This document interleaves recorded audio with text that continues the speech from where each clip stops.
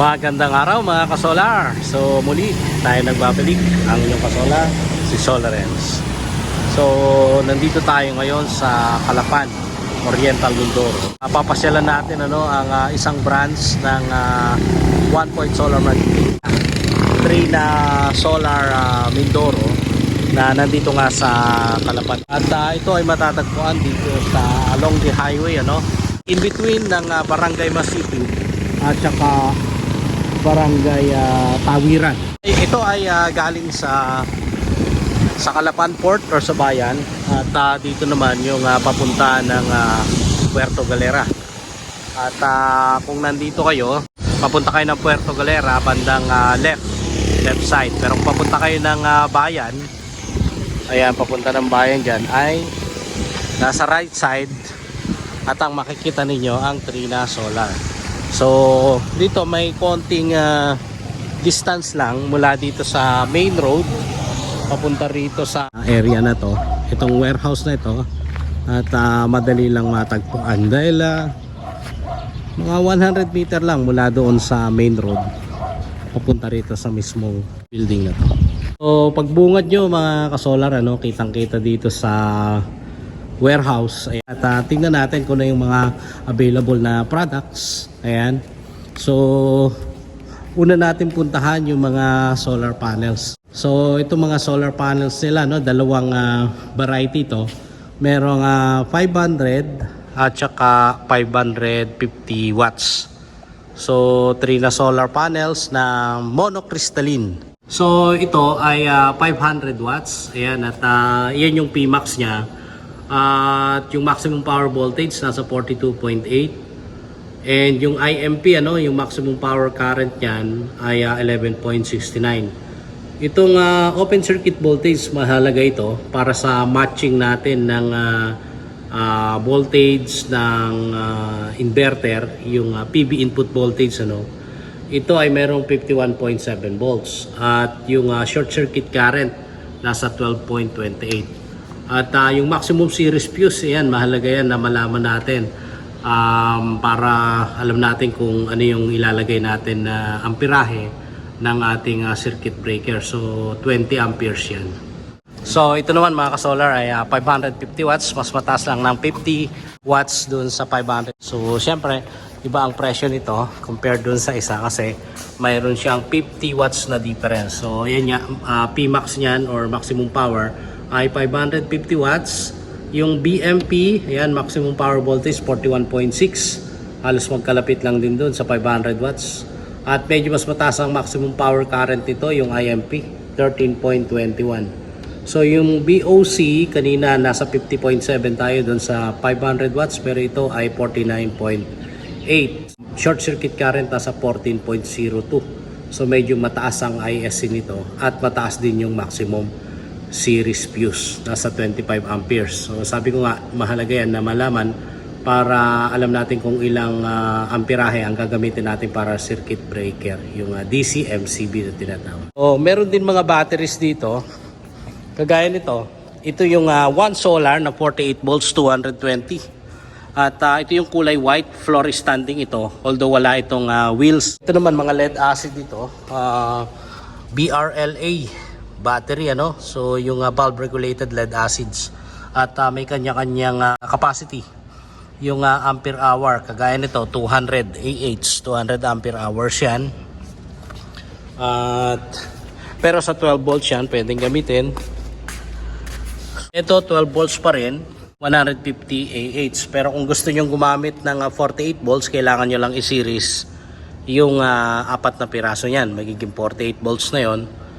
At magdedepende na lang kung ilan ang capacity na gusto nyo. So merong 150, merong 200. So kung gusto nyo medyo mababa, pakatipid kayo sa price, meron dito 100 ampere hours. Ganun pa rin, kung gusto nyo i-series yung apat, magiging 48 volts yun. Kung 48 volt system ang inyong inverter.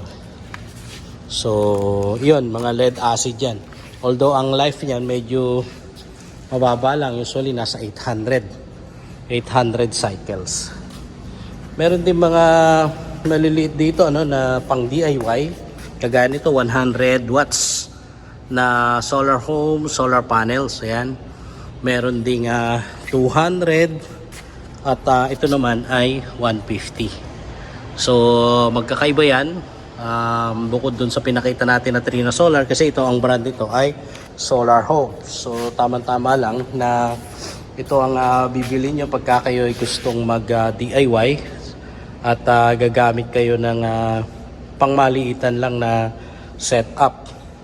So pwedeng i-match yan dun sa 40 amperes na one solar na controller at yun na yung MPPT, yung maximum power point tracking. So ito yung mga solar lights na meron ng kasama na panel at ito iba rin ang watts nito, nasa 100 watts, pero ang tinitingnan dito ay yung life niyan nasa 50,000 hour. Ayan. So kasama na rito sa loob yung mismong panel. Ito yung mga street lights. Iba naman ito, merong sensor na to, itong mga street lights na to. German technology yan, pero chip from Taiwan ito, solar light pa rin. At all-in-one yan, kasama na sa loob yung battery at may sensor. So ibig sabihin nung sensor during daytime, kusa yan na mamamatay. And pagdating ng gabi at wala nang masense, maging nocturnal, magsiswitch on yung lights niyan. Ito ay Hi-G na 4S. Ibig sabihin 4 series yung 4S at 12 volts. Pero ito ay LiPo4. Ito, lithium iron phosphate, na ang nominal voltage niyan ay 3.2. Kaya pagka pinag-series natin yung 4 na piraso, magiging 12 volt system. At ang nominal voltage nun ay 12.8 volts. So pwede rin ito kung gusto mo na mas matagal compared doon sa pinakita natin kanina na lead acid. Kung gusto mong mas matagal yung buhay ng battery mo, pwedeng ito ang gamitin mo, itong Hi-G, para doon sa setup mo na pangmaliitan lang muna, yung mga pang DIY. At ito naman, ginawa ko dito mga ka-solar, bumili ako ng 2 piraso nito at nilagyan ko ng active balancer. So yung kasing original niyan walang active balancer, pero merong passive balancer, yung mismong BMS or battery management system. Pero ito pang 48 volts na to, ibig sabihin since lithium iron phosphate yan, 51.2 ang nominal voltage at pwede sa mga 48 volt system na inverter. Mga solar charge controller naman to. Ayan, para sa setup mo na pwedeng pang DIY. Pero ito mga maximum power point tracking, MPPT, mas maganda kaysa sa PWM. Ayan o. So yellow yung available. Ito naman hybrid. Ayan, hybrid system. So ito ay 3 kilowatts pero 24 volts system. Ayan. So hybrid off-grid itong mga to. Matitibay itong mga hybrid off-grid na to. Toroidal, may transformer yan sa loob. At mabigat yan. Kaya mabigat dahil doon sa windings or yung transformer. Ayan. So mga pure sine wave yan. Hybrid solar inverter. Ayan. So ito naman mga solar pump yan, kamats na ito, AC/DC solar pump. Kaya kung naghahanap kayo ng mga solar pumps niyo, kung nasang lugar man kayo dito sa Oriental Mindoro o kaya Occidental Mindoro, dito nyo lang hanapin sa Barangay Tawiran, in between Barangay Masipit, dito sa AM Katya Warehouse, Oriental Mindoro. So ito ay solar homes, battery. Ito ay 48 volts, pero ito ay power wall. Nakapag-install na ako ng marami-rami nito, itong solar homes na to. Yung comment lang natin dito, kanyang bracket mahirap na ilagay, dapat naka-detach. Ayun. At ito ang inverter nila, so bago na to, ito na yung 5th generation kasi 6 kilowatts na. Dati ito lang ginagamit ko, itong 5 kilowatts. Pero ngayon, tumaas na. So yung mga kinakabahan kung pwedeng gamitin ang 550 watts, ito pwede na dito. Ayan nga pala, ano, meron silang ito yung sa distribution natin para sa battery breaker ito. So kung gusto mo mag-parallel hanggang 4, pwedeng gamitin ito kahit 4 na piraso na battery. So positive, negative, pwedeng pagpalitin mo, depende dun sa polarity mo sa taas. Basta same polarity, taas at saka baba. So safe na safe yan. So meron din dito, no, malaking toroidal ito, off-grid ito, pure off-grid na inverter at 10 kilowatts. So ito naman, kung gusto niyo ng maliliit na setup, pwede niyo gamitin ito. 1 kilowatt pero 12 volts. Ayan. So yung mga MPPT, ano, merong 60 amperes, merong 40 amperes. Meron ding 80 amperes. So malaki na 'yon, malaki na yung 80 amperes na 'yon. Doon sa 40 amperes, pwede kayo mag-series and parallel connection diyan para ma-fit ninyo, no, yung tamang usage or number ng watts na pwede nyo gamitin. Ganun din hanggang sa 80 at saka sa 60. Ayan, sa mga accessories, ano, kumpleto rin dito. May mga DC breakers, depende sa amperahe, may 50 amperes, 40 amperes. Usually ito mga ginagamit to pagka nagpa-parallel ka ng mga solar panels mo, kagaya nito. Pwede rin mag-parallel ka. Pero ang usual, kung gusto mo na series lang, either 20 amperes or 16 amperes. Kasi yung pinakita ko doon, yung 550 watts, naka 25 ang maximum series fuse nun, at 20 naman dun sa 500 watts. So ayan, DC breaker pa rin. Ito usually kung ayaw mo lang gumamit ng DC MCCB, ayan, pwedeng itong 125 amperes ang gamitin mo. Pero mas safe yung DC MCCB, ibig sabihin direct current molded case circuit breaker. Mas safe na gamitin yon. Pero yon ay available din dito, kagaya nung pinakita ko doon kanina na mayroong cover at pwede ka mag-parallel ng 4 na piraso. Meron ding mga MC4, ayan. At depende sa size ng mga battery cable at ready na yan. Naka-crimp na, gagamitin na lang. PB cable galing sa taas, ayan. Depende yan kung 4mm squared or 6mm squared. Depende sa gamit mo. At ito naman yung mga splice kits at yung mga iba pang mga gamit, ano, yung mga solar kits na tinatawag natin, kagaya ng end clamp, ito, splice kit nga yan, mid clamp, ayan. Ito yung mga L-feet, ayan, oh. Ayan.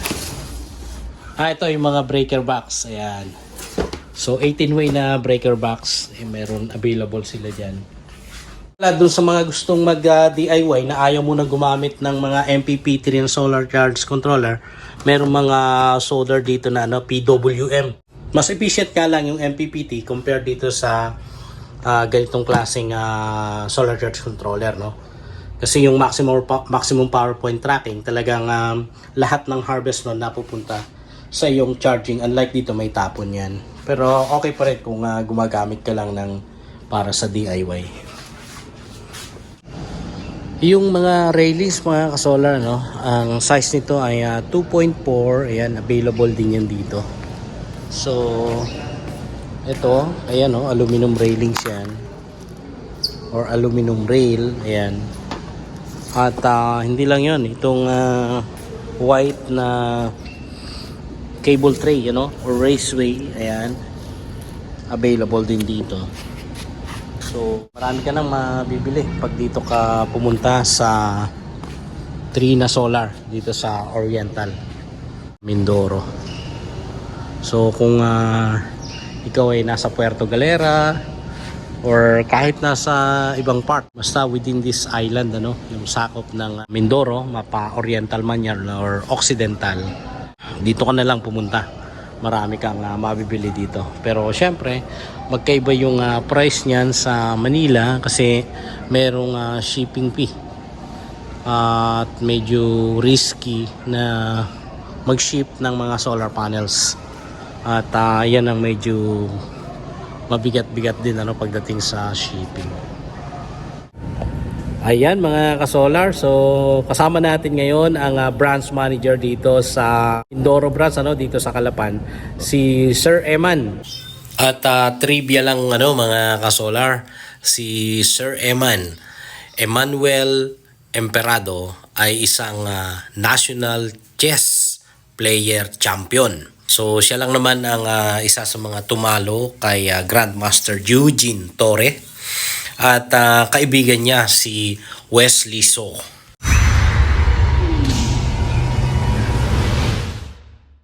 At si Sir Eman ay tutulungan kayo na mahanap itong location, itong warehouse, at bibigyan niyo yung cellphone number mamaya para ma-guide kayo, kasi pwedeng mahirapan kayong hanapin sa Facebook o kaya kung gumagamit kayo ng Waze at ibang system kung paano hanapin, ay pwede kayong tumawag sa cellphone number na ibibigay ni Sir Eman. So Sir Eman, paano natin i-guide ating mga potential buyers? Opo. Baliunahin ko po muna yung galing sa pier. Pag po kayo ay nanggaling sa pier, ang landmark po ay yung MMG. Pag po nakita nyo na yung MMG, malapit na po kami doon. Nasa left side po kami.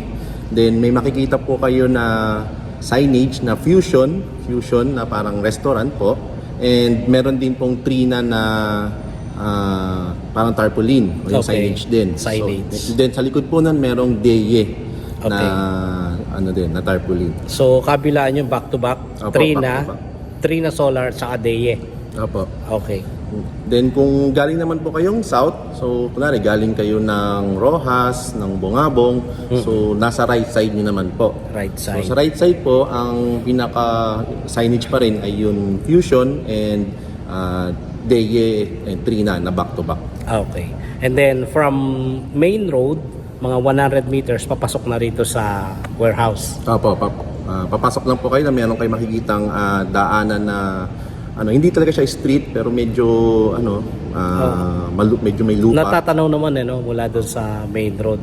Opo. Pero kung halimbawa gusto nilang magpa-guide, anong cellphone number ang pwede natin maibigay? Opo. Pwede kayong tumawag mga kasolar sa 0976 Okay. 177 Okay. 5518. Ayun, so naka-plus naman yan dyan sa screen, yung cellphone number niyan.